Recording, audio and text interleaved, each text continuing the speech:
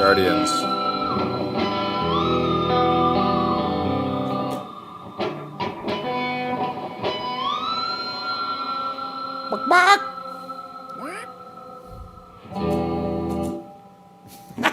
Good morning, everybody. This is, who am I? Jeff, who am I? You are Ken. And? Simply Ken. And today is today's Friday, October 4th. It is 11:04. We were almost on time today. Well, we were close. We sure were. And is it hashtag Floyd Friday is the question. I saw that on the calendar, so it is now. It sure is now. So cheers to everybody out there named Floyd. Yeah.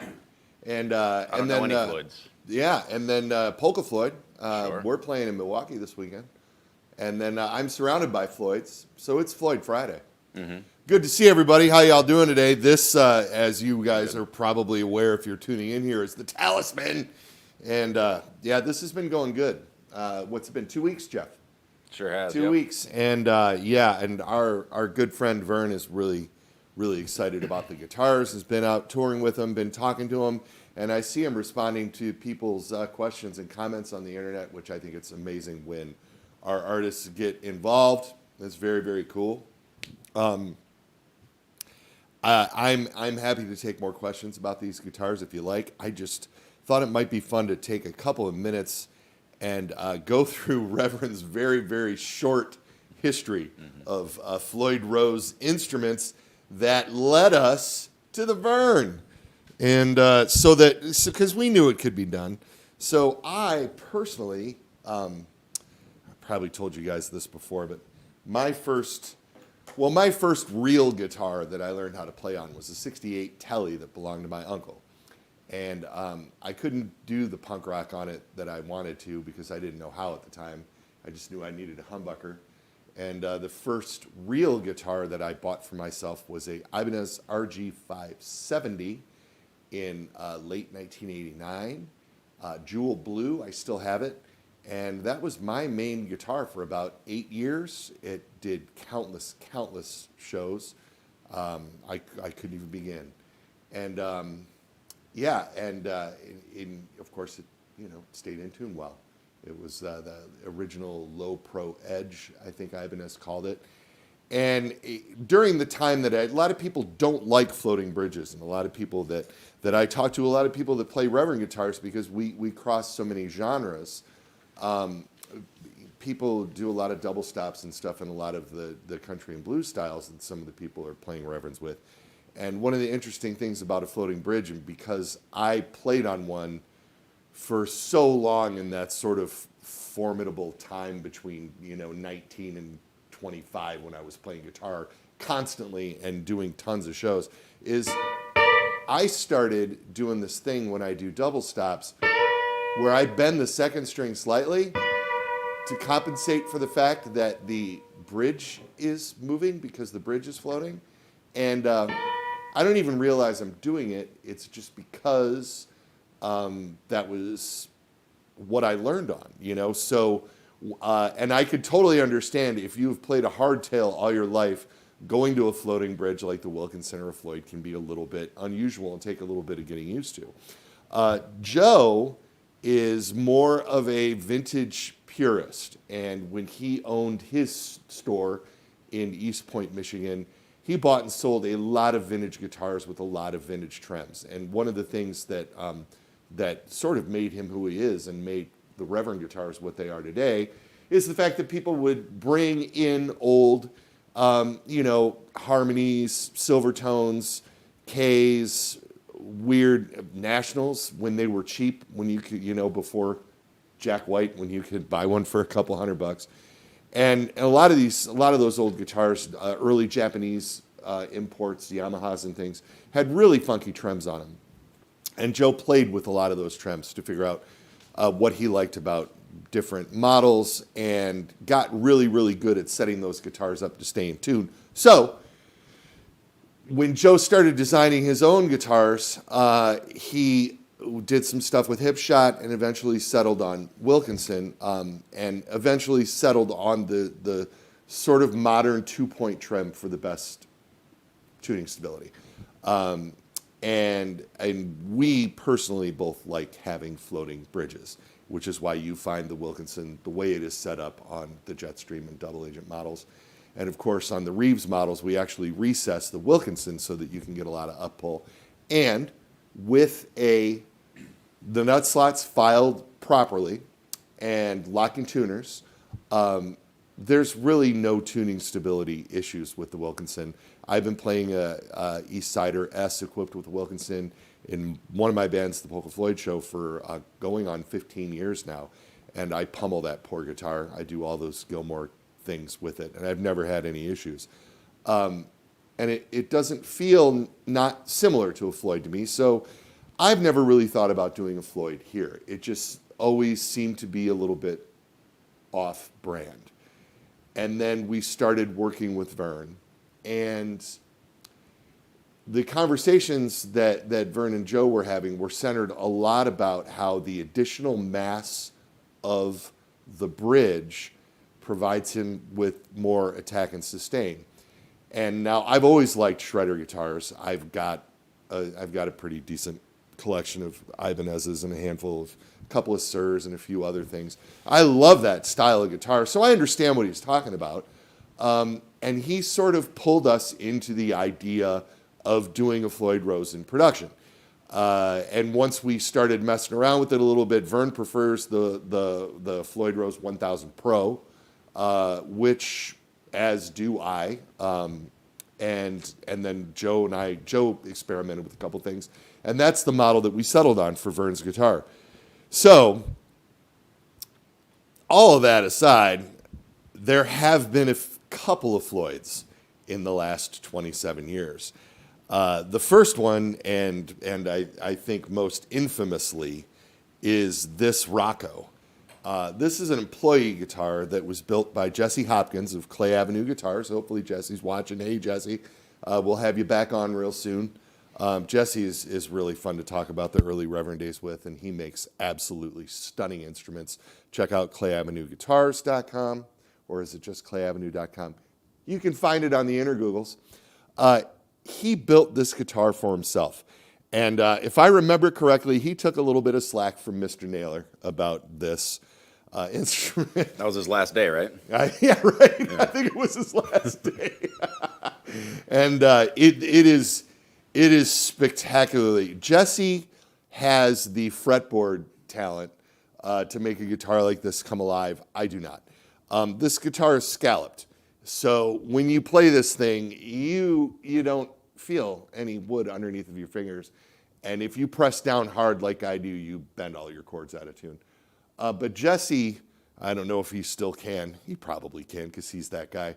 But I mean, Jesse is the kind of guy that would sit at his bench and just whip off like Yngwie Malmsteen licks and shit. And just absolutely ridiculous. So he was into the scallop board thing. I'm reasonably, this has got to be the only scalloped fingerboard Reverend ever made at the factory. I mean, this isn't anything that anybody else ever asked us for or that we ever approached. So that makes this guitar interesting on its own. And then there's an original Floyd Rose on here in chrome. And on the, this is a, what do we call this? Aluminum. Oh man, I can't. No, Bug Eye was actually with the little pops. I think this engine turned. This is engine turned aluminum. On the engine turn, totally. All the chrome just really pops on this guitar. It's pretty wonderful. And it does introduce a fair amount of sustain to.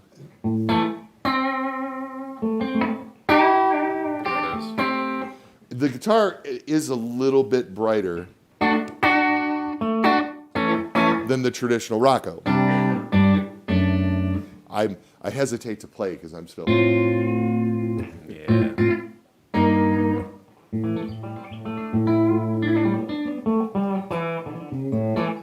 Because I'm afraid, what if I get used to it? Then this will be my only guitar. Yeah. But then I'll be shredding licks like Yngwie. You'll be reaching out to Jesse. Yeah, right. Polka Malmsteen.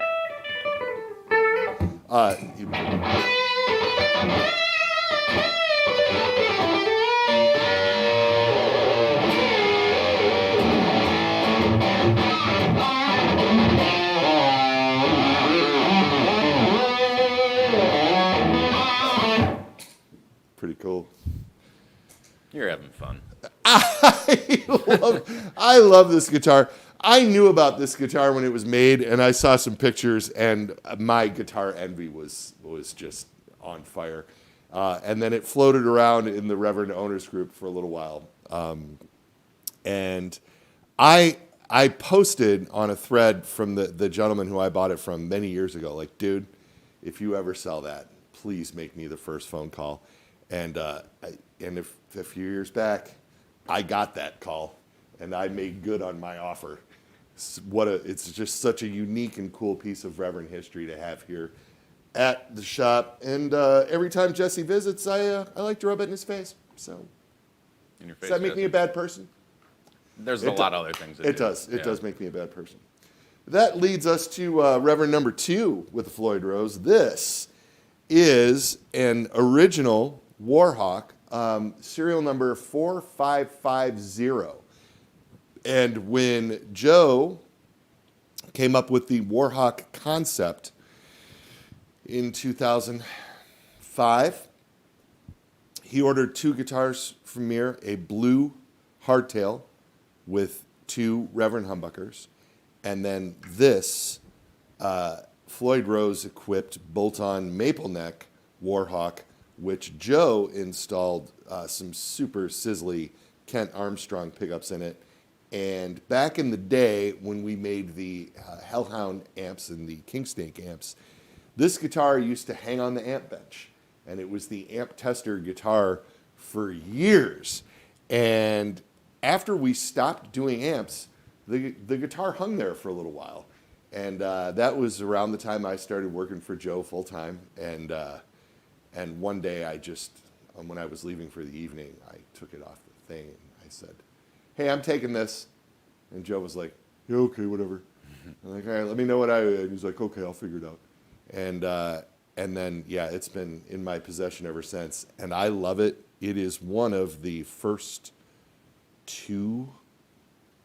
Maybe there were some semi-hollow chargers done at the same time, but it's one of the first 2 Warhawk prototypes, and it is one of the very first guitars that we got from Mir Music now 20 years ago, which has turned into a 20-year relationship, which is amazing to me.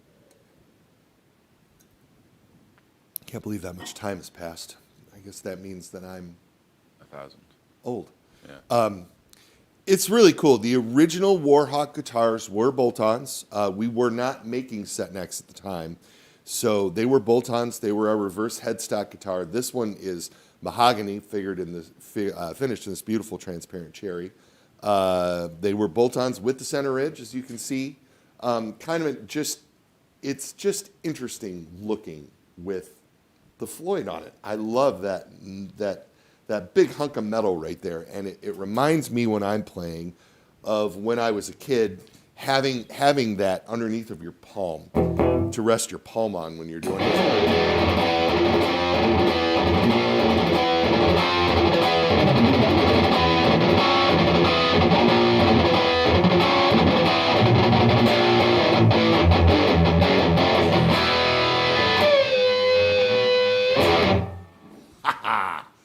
Sorry, went to the Bahamas there for a second. This one, the body is not routed for up pull, so it is on the body fairly tight, which is, I believe,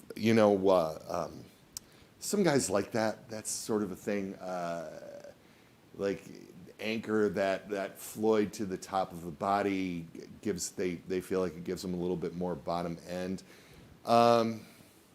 Maybe. I definitely get that opinion because you feel the sustain more in the body. How much of that comes through the amp, I'm not really sure. Whenever people talk about floating bridges, whether they be regular 2-point bridges like the Wilkins Center Floyds and stuff, that really comes down to a preference thing. I always think about Jeff Beck, who had the bridge on his Strat was tilted up like this because there was no route in his Strat, so he could pull up and get a couple steps out of the G string, and Jeff Beck's tone was always amazing. So I don't know how much of an argument there is for that. These pickups are really cool, though. I mean, they're I don't know a lot about the Kent Armstrong thing, but But I do know that this guitar is Yeah. righteously out of tune. Wow. It has not been set up in a long time, and I don't think I got that locked. Ooh, I like that. Great tone. Yeah. Ooh. Whoa! Custom. Yeah. Hey, this is live TV, baby. Yeah, baby. Well, you know, this guitar is also... It's broken. Well, yeah, it's broken. Yeah, if anybody wants it, just email. It's haunted. No, I'm kind of naughty with this guitar. I don't store it in its case on a shelf. It hangs in my office so that I can look at it every day. And as a result, Interesting circle the R strings choice are on there, by kind the of way. gnarly. Yeah, it is an interesting circle R. I mean, It's a wrong one, We yeah. did black headstocks for a long time, and that I don't know if that was on purpose. We tell people not to do that. We do tell people not to do that. Yeah, yeah. Look at us. All around an interesting guitar. We also tell people to go ahead and play with all 6 strings and not break them. Sure. We do tell people that. So those are the only 2 examples of revs with Floyd's until we get to Vern. And then once we started doing the stuff with Vern and the door was kicked open for Gold Hardware and Floyd Roses, then I was able to build what is almost my dream Reverend. Jeff, what is missing on this guitar that would Well, make there's it one my- too many pickups, and the my- headstock's on the wrong way. There we go. There's Yeah. one too many pickups and the headstock is on the wrong way. It's Yeah. on the correct way. Yeah, I these I guys- think this is correct. They know me. No, this is backwards.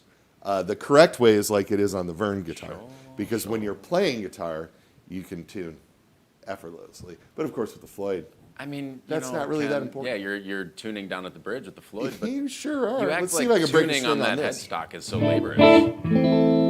This is it. I mean, like this in the Vern.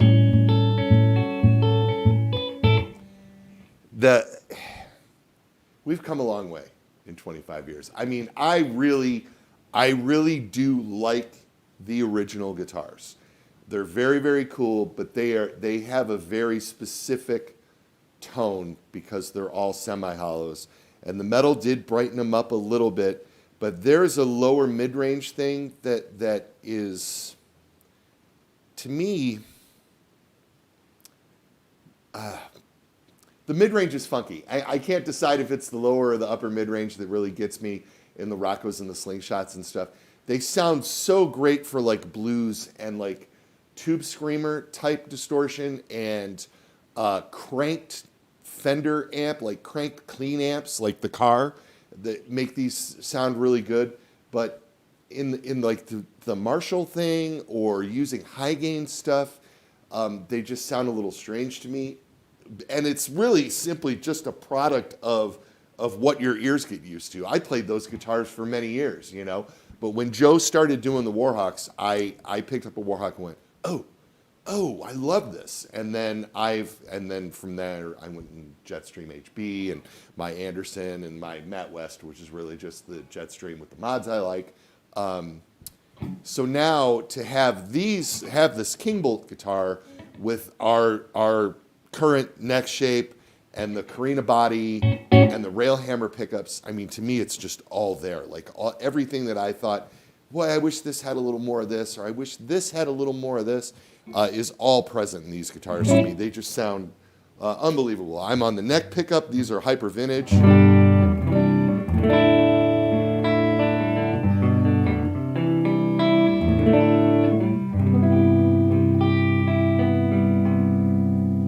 And getting into both.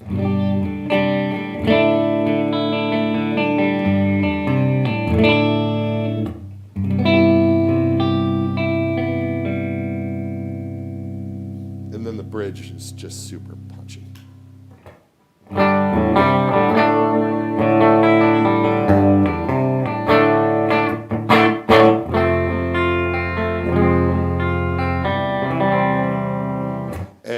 And then of course.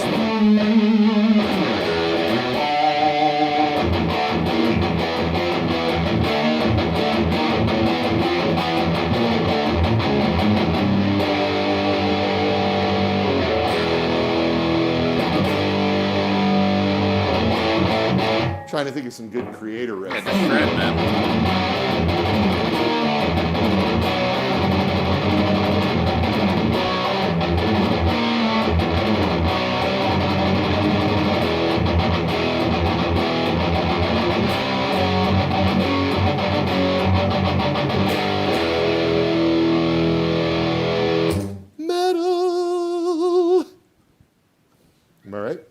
John, am I right? Yeah. John says, yeah, I think so. Jeff's not sure. On the fence. Jeff's not sure. He's on the fence. Back to Mr. Reed. I am on the stool. So it was Vern's idea. Once we had the graphics for the 3 different models down, which you can see in the booklet that comes with Vern's guitar. Mm-hmm. It was his idea to put gold hardware on the Shaman and black hardware on the Talisman. And in order to accomplish these things, we had to have all of our custom appointments, our custom knobs, and then the input jack plate, and all of these things done in black. The pin lock tuners, which were available, thankfully. So once the door was open for black hardware and gold hardware, that's how it ended up on the King Bolt. We already were working on this stuff when we launched those beautiful Descents over at Chicago Music Exchange. They have some satin black Descent W's, I believe, maybe They're not still satin, available. though. Huh? They're gloss. They're gloss? They sure are, yep. What was I thinking of? It's hard to say. I don't know, but they're dope. I know They are that. cool. They're very cool. They're pretty dope. So that's that. Knowing this was coming and already having some of this black hardware on order was how we were able to achieve that. And then so is that, like I said, that was Vern's idea, as was the Floyd. He prefers the 24 3/4 scale as opposed to the 25 1/2. And this guitar retains all of that punchiness. With the ebony board, it's just a little bit stronger in the lower mids, and when you do the metal thing on this,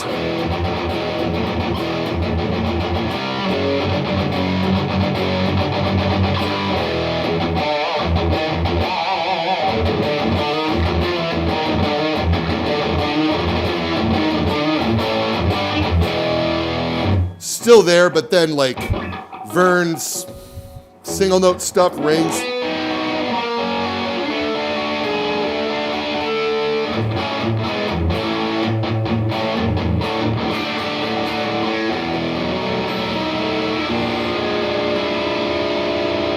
So that's a chord with a lot of distortion on it, right?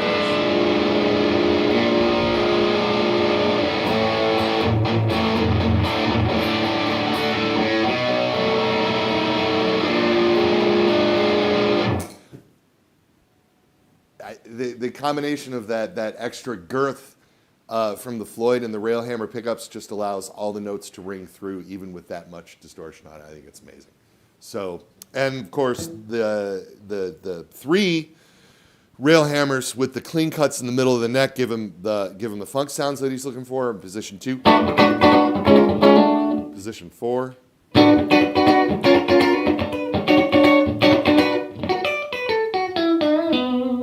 The neck alone. There Killer. it is. What's that? So there it is. It's that Ken riff, baby. Love it. Yeah, you sure do. Floyd Roses at Reverend Guitars. Pretty exciting. What you got for me, Jeff? What a world. Anything? Anybody care? Let me scroll up. What do we got? What do we got going on out there? Well, first of all, Susan Gabrels is here. She says hello. Hi, Susan. Good to see you. I hope Reeves is sitting there with you. We, although he might be out doing some whatever. We've got we have a new version of the RG Sus coming next year with different little feature that we are in the midst of. We've got one gutted in the room next door, and we're working on wiring stuff and doing some different things. Keep you guys posted on that. New Cure song is out. We're so looking forward to that record. I've heard tell, and I can't wait to hear it. Is that all you got? That's all I got. Okay. So, J. Arthur Fromm. Yes. The Floyd King Bolt would be cool in rock orange or oceanside green. Any Whoa. chance of bringing back Superior Blue? Woo. Possibly on an Air Sonic? I like all these. Just loaded color question here, yeah. That's a loaded color question. Sure I love is. It. Yeah. Boy. Yeah, I like the idea of the juxtaposition of vintage colors and vintage body styling with modern features and modern hardware. I think that that's really cool. Those ideas are very cool. We'll file that away somewhere. Superior Blue. At some point, we decided based on just our personal opinions and on sales figures that Air Sonics just seem to work better in bursts. There's something about the size of the body that I think freaks people out in solid colors or something. I don't know, man. I think they're awesome, but I'm huge. I just think they're great. We're working on a whole sort of new concept over there, so we'll see what happens. And as with all Reverend colors, yeah, man, they come and go. So just because you're not seeing it on much now doesn't mean it won't come back. Speaking of Lake Superior, I'll be there next week on this time slot. Overlooking the greatest of the Great Lakes. Is that your favorite one? Of the Great Lakes? Yeah. Oh, yeah, without question. Okay. Without a doubt. I'm a Lake Michigan boy myself. Nice. Yeah. Huron. So, well, Yeah. John's going wild card, Lake Huron. Everybody's got an opinion around here, I guess. Someone probably likes Ontario. That's the only one I haven't been to. All the guys in the Tragically Hip like Lake Ontario. Sure. So, I like Lake Erie just because it's home. Anyways, enough about the Great Lakes. I already know the answer to this one, but Thomas wants to know if you could ever expect to see a Jazzmaster style tremolo on a Reverend. I would buy that so fast, especially if it was blue or green. unpopular opinion. All right. Drop it on us. So, you ready? Should I just say it? Just do it, man. Yeah. They're really, really cool looking, but they're, yeah, they just don't function very well. At the time when Leo designed those guitars, we were putting, 15 through 65 gauge flat wound strings on those Jazzmasters, and those trems were meant to be very subtle.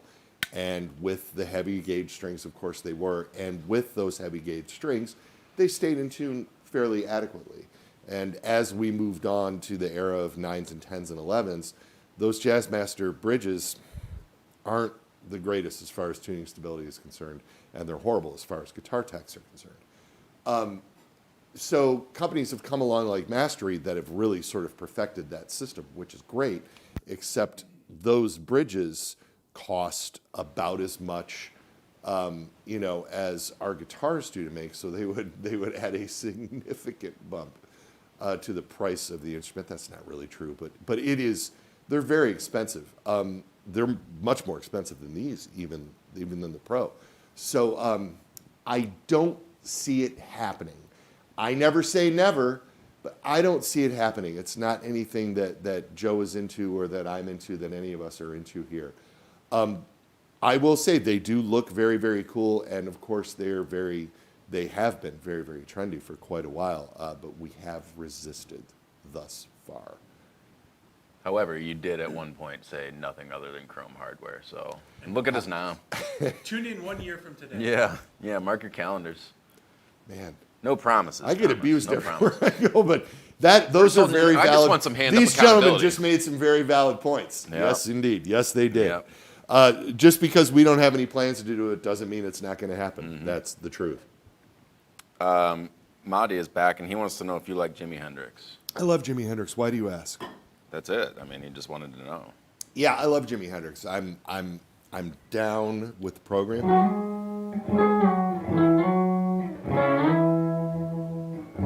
There's the proof right there. Kind of. Yeah, not really. Yeah. Gabe wants to know if there's any chance of going with rolled fretboard edges in the future. They are slightly rolled now, so this brings up an interesting point. Sure does. So all of the Reverend guitars are handmade, which is very, very unusual in the industry.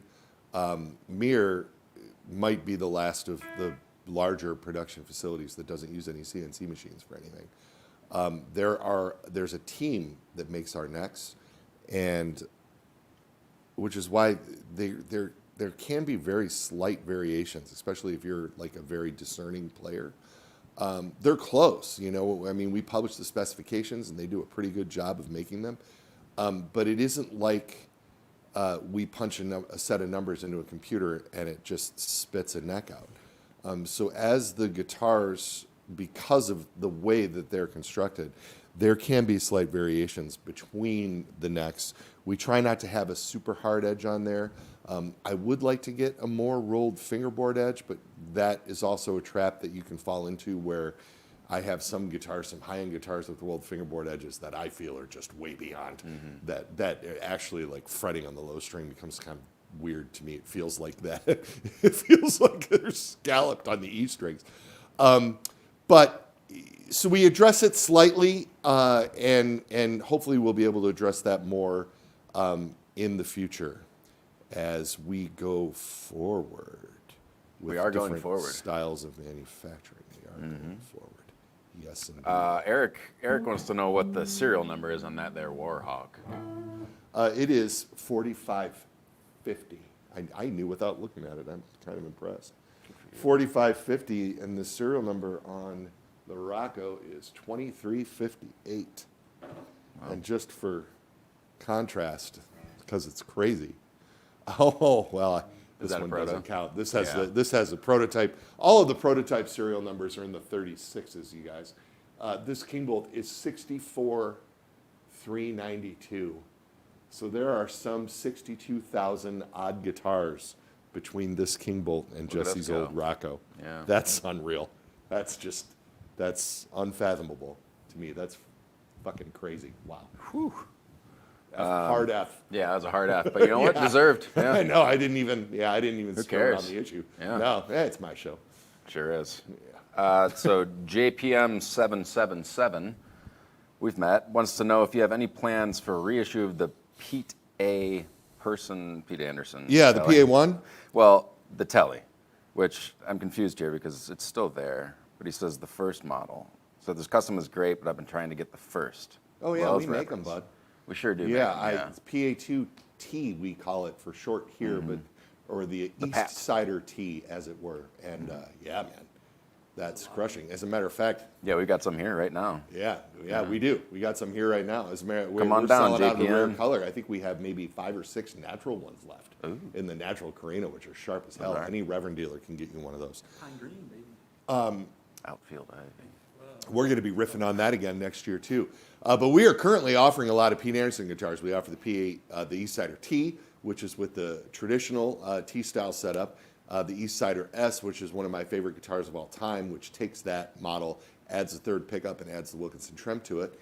And then there is the Eastsider Baritone, which is a traditional baritone as opposed to our Descent, which is a more modern take on it. The Eastsider Baritone is a 28-inch scale. We offer that in satin black with the roasted maple neck, 3 pickups and a trem. It's killer. And then there's the Eastsider Custom, of course, with the 24 3/4 scale set neck and the 2 humbuckers. And we are currently auditioning a new PA1, which I'm very excited about. It's going to be a couple of years, but we're working towards getting the hollow body back into production as well, because we are friends of Pete Anderson here, and we've done some Esquires in the past. I don't know if you mentioned the Esquires. we have done the PA2 or the Eastsider E. Sure, yeah, sure. So Blair. Not to mention the future, Jeff. Yeah. That might be in the future. I don't know. I mean, Who am I to say? I leave it up to you Who am I to say? to do that type of Who am thing. I to Yeah. Anderson Jazz Master. Oh. John went there. So Blair says gold hardware would look great on a Club King and Outfield Ivy. I don't disagree with this. Oh, How about it? That would be dope. Yeah, it sounds handsome for sure. It does. Yeah, that would be cool. That's a great idea. I like that. Stash that one away. Yeah. We You just know, have to- we just about, I mean, Blair needs any to forget that it was his idea. Outfield Ivy with, I mean, any guitar, Outfield Ivy with gold hardware would be be the only great. Like, that would be, It's a good let's color. make one of these. Sure. Hey, Vern, who made you a green one? He hates green. I read that. Fair enough. Adam Baum's here. Adam Baum hasn't tuned into the program in a while. I Adam don't think. Baum. Yeah. So- He's hitting us with some heavy stuff right now. Okay. Says, could you make it a point to ask Gregory Stephen Koch Esquire Oh, yeah. if he would authorize Great Lakes Blue as an official color on the Gristle models, since Milwaukee graces the shores of one of the Great Lakes? Okay. We can ask. We sure can, yeah. Yeah, I mean, you know, that's Greg's forte. Greg likes those solid color finishes that we can do opaque on the tops of his guitars, at least on the Gristle ST, brand new, shipping to dealers near you, and the original Gristle Master. Gristle 9, all 3 guitars are in production. We do a thing. We have, whereas other guitar companies, very smartly so in a lot of cases, I think, come up with new models and then quit making the older ones. We don't. We just add. Yeah. We just add on. We're too sentimental. I know. Yeah. I'm going to have to buy a We're football emotional people stadium here. just to keep our inventory in it. Yeah. Yeah, we are too sentimental. Yeah. But you know what? The people keep buying them. There's nothing wrong with it. No, there's nothing wrong with it. Yeah. Nothing wrong with it. That's something that Gregory Stephen Koch would say. Yeah, there's nothing wrong with it. Yeah, there's nothing wrong. Mighty Greg Kockenheimerschmidt is over in the UK right now. He just played the Isle of Wight last night, which is cool as hell. Speaking of Hendricks, go do a gig down there. That's pretty nifty. So look for Greg in your area if you're tuning in from the UK. Meanwhile, I'm about to slip behind the cheddar curtain tomorrow as Polka Floyd is. Never heard that one. So graphic. As Polka Floyd is performing the Milwaukee Oktoberfest. I've been there. Tomorrow night. Yeah, new venue. Oh. Bigger venue. It's absolutely gorgeous. Still outside? Oh, yeah. It's going to be in rain? Cathedral Square Park. It is not going to rain. You sure? I'm not sure. But last I checked, it wasn't I going to rain. just saw the light but- leave your eyes for a second. Yeah, I know. Yeah, the last time I checked, it wasn't going to rain. Here's hoping it doesn't rain. Yeah. Yeah, you've been a rain boy lately. Yeah, good Lord, man. I've had two gigs rained on this year. It sucks. You should play indoors. Have you considered that? So Chris Van Sickle wants to know, how about an Eastsider with a Floyd? That's pretty wild stuff. That's pretty out there. Tell you what, Chris. Chris, you go I'm ahead. just going to turn it off. No, what I'd like you to do is give Chris Pete's number. Sure. And have him ask Pete what he thinks of that. Pete will hang up. And the Pete will have an opinion, guaranteed. Yeah, sure. It'd be cool though. But I'm afraid if you're looking for Telly with a Floyd, you're heading right to Charbel territory. Yeah, that's true. But they have been done. But they haven't been done with Karina and the cool neck and all of that shit. But but I know that wouldn't be a Pete thing for sure. And those Eastsiders are definitely a Pete thing. What else you got for me, Jeffrey? Zane. Yeah. Yeah, Zane says, I know it might be impossible and definitely not your thing, so we're off to a good start, but how dope would it be if you made a 7-string guitars? And while we're at it, let's just bump it up to 8 strings. This guy's been on me lately. Yeah. So I'm going to refer to Jeff's comment earlier. I used to sit in this very chair and talk about how Floyd Roses were off-brand. And 7 and 8 string guitars are definitely off-brand. There are people that do that and do that well. It's an interesting phenomenon, okay? Because Ivan has kicked off the 7-string thing like in earnest. Jazz guys were doing it for a long time. And crying out loud, D'Acquisto made a couple, D'Angelico, but the 7-string thing kicked off with the Universe in the 90s and was kind of an epic flop until Korn came along. And since Korn, they have been going strong. And there's been times where we think it's going to go away, and then it keeps coming back. It really doesn't fit with anything that we do other than the idea of having that modern feature on a vintage guitar is appealing because I like this sort of cross-pollination of genres, I think makes for some interesting guitar works. That isn't anything that Joe and I have even really seriously discussed. We have so many things in line ahead of it before we get there. And same with Railhammer. I've been asked that question about Railhammer a lot, and we were almost going to do it, and then everybody started using those slant pickups. And then that sort of blew the Railhammer thing because there's only so many molds that we can make to go forward in doing this stuff. And all the Railhammer pickups fit on custom bobbins, so we can't just buy stock bobbins from a manufacturer and make those. We have to make the molds in order to do them, and so we have to have a sort of specific market in mind before we can make that kind of financial commitment. So we've avoided the 7 and 8 string Railhammers up to this point, which is and that really makes sense. You Sure know, does, that would be a thing. So I hate to say never, but yeah, there's nothing in the works. But I appreciate your opinion and your enthusiasm. Plus, you hate odd numbers. I do. I do. Well, that sounds like you. That's a me thing. Eric has a legit question. He says, Wow. "Yeah, he Wow. really- Is that yep, Eric Sakama? sure is. Yeah. Thanks for saying his last name because I've never known how to say it. I don't even know if I'm saying So it I right, just- but all I right, read it well. all the time. So the legit question is, how different is the Vern body shape? Slightly. There you go, Eric. Yeah. I mean, you can see it's a little different. Yeah. Yeah, it has a little. There's a little swoop. There's a little curvature here and here that's going on versus the King Bolt or the Warhawk that has come in the past.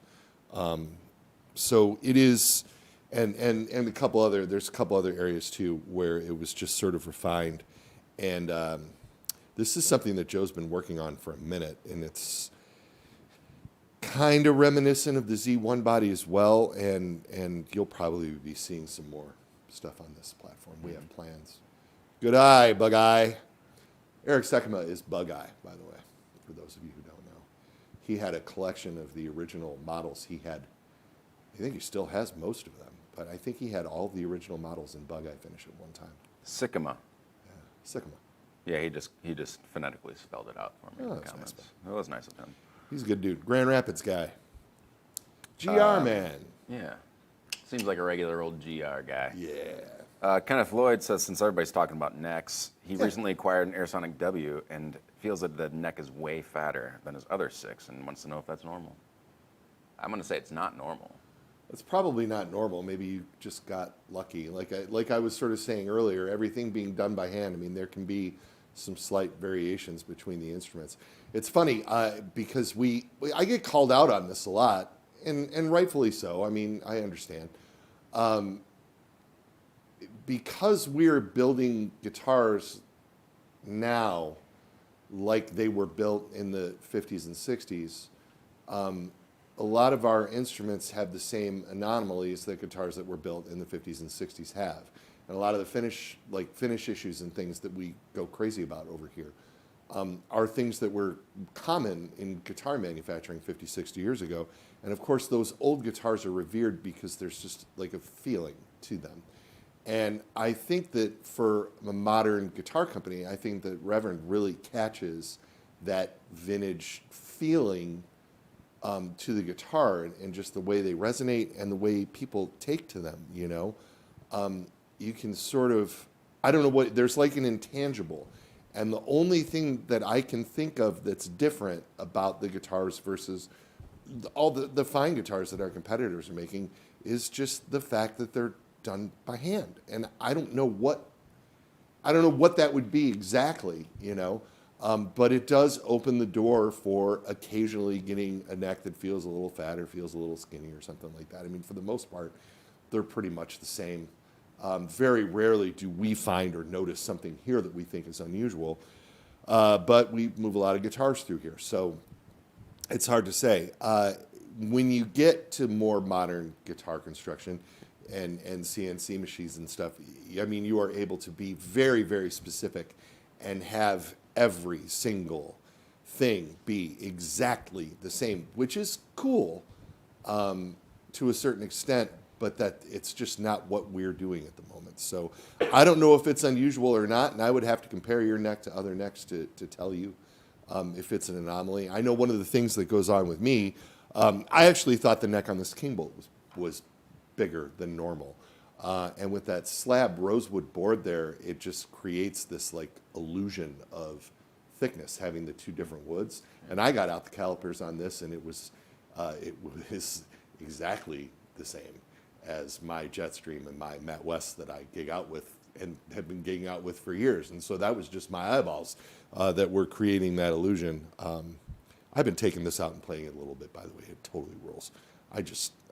I'm so happy you didn't ask. I'm just telling you anyway. God, I'm so happy with these. So cool. Oh. Yes. What Look you at got, the Jeff? smile. Anything else? Well, I mean, Kenneth did say it's a great neck. Oh, I'm glad you like it, Yeah, dude. he likes I'm it. super He glad likes you like it. You know what? I have a couple things to talk about that I forgot to talk about last time we were on when Joe was here. Jeff loves beer koozies, and probably, do you have one in your back pocket? No, I don't. No. He's the kind of guy that usually walks around with one in his pocket I because got you a never know hanky. when you're going to need an emergency koozie. And so we made some, and they're on the website. If you're going to order a T-shirt, add a koozie onto it or something. I made a couple of new colored straps By hand? with our strap partners. This is a deep violin brown and the periwinkle that has been so popular around here lately. I believe there is like one, the orange and purple sold out. The deeper purple. Yeah, I think we so said cream we're and doing black. black, cream, red, periwinkle, and then this deep brown. These are new for this season. We just restocked hoodies because it's fall, and we have a few different beanie caps available now. So the store is up and running. All of that's going. Store stocked up, baby. Store is stocked up. I wanted to remind everybody about these fun, the glass eyes that are coming with the first 100 Verns. We're still in the first 100 phase, and we custom ordered these glass eyes from this woman, I believe Amy something or other, that Vern loves. We are not sticking them on your guitar for you because we think that would be rude. But we are including them in the packet with the first 100 Verns that ship out, these custom-made glass eyes. And yeah, I think that's about all I got on my end. I am not going to be here next week. I am taking another day off. I'm sorry that the show's gone to an every other week format lately, but fall is our busy season, and I'm taking the Polka Floyd show out to a lot of Oktoberfests around the Midwest, and lots of other things are going on. So I'm afraid I won't be here next week. I will be back the week after. I'm not sure if it's 2 weeks from today or 3 weeks from today, but I'm going to have Boris Pellick on the show with me. Boris, formerly of Gogol Bordello, and a good friend of mine. He's doing a band called Boris and the Joy. He's got some sort of cool guitar that he wants to show us. He made some sort of hybrid guitar bass with a Warhawk, and he is doing this two-man thing, and he's making a hell of a lot of racket with it. Super bad to the bone, and an absolutely wonderful fellow and one of my great, great friends. So Boris Pellick will be here with me. And then I want to remind everybody that we have made our definitive plans to go to the Philly Guitar Show. We heard from our friends at B3 Vintage that sponsor the shows in Philly and Asheville and Columbia, South Carolina, I think, and a couple other places. They are based in Asheville. They are safe and healthy.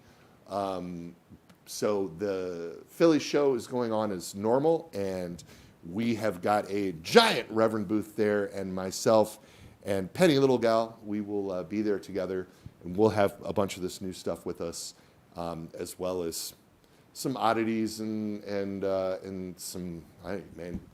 We bring it. I usually go to those shows with 50 guitars or so, so there's plenty to look at, and we'll have some of the merch and stuff with us too. So if you are in the Northeast, come to Oaks, Pennsylvania, first weekend of November 2nd and 3rd. I will see you back here 2 weeks from today. Thanks for tuning in, everybody. Have a fantastic weekend. If you're in Milwaukee, I'll see you out there. You know what? I don't even need that loop. I'm back into the afterneath. Yeah, it's fun. Oh, the afterneath is.